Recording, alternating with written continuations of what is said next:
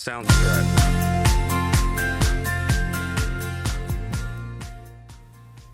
Welcome to the YouTube channel. I am the CraftyYarnista, and today we are going to be talking about the InaraWrap by Ambah Obrien. The designer describes this as Inara as a blank slate on which to paint your own personality.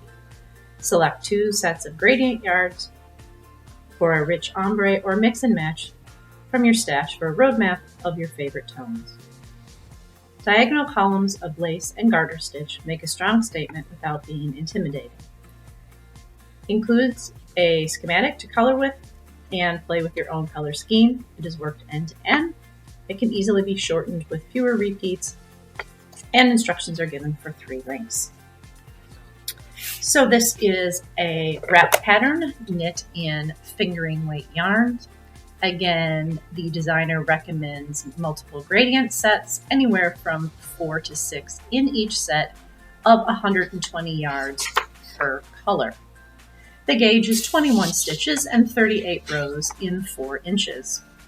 This is appropriate for all genders and adults.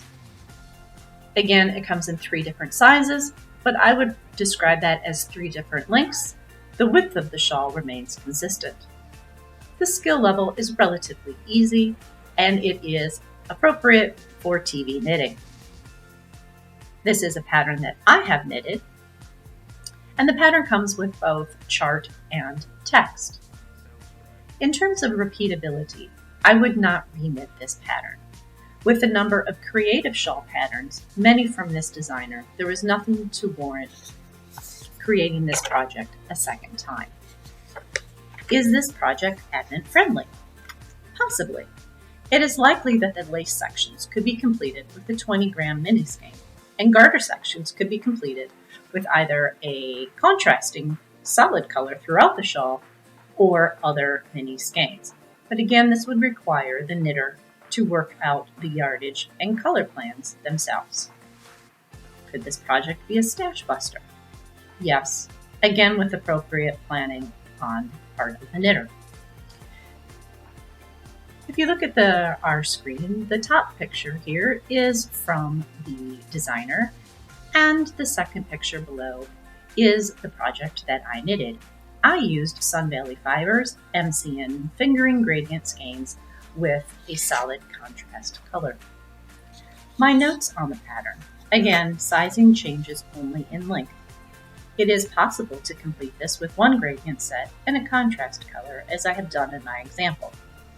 I will note that my yarn had 130 yard skeins, and I had leftover yarn for each color. The only easy way to prevent that would be to do extra rows in the garter stitch sections. A knitter could experiment with changing the width of the shawl by doing extra repeats of the lace.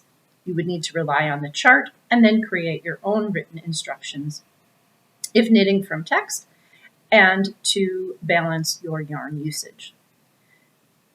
My final note is that the shawl is not symmetrical from end to end, meaning the start and the end of the shawl do not mirror one another, and that is a fact that I do not like. Again, I hope this has been a helpful pattern review for you. Please like or subscribe, and we'll see you back at our next pattern review on the CraftyYarnista.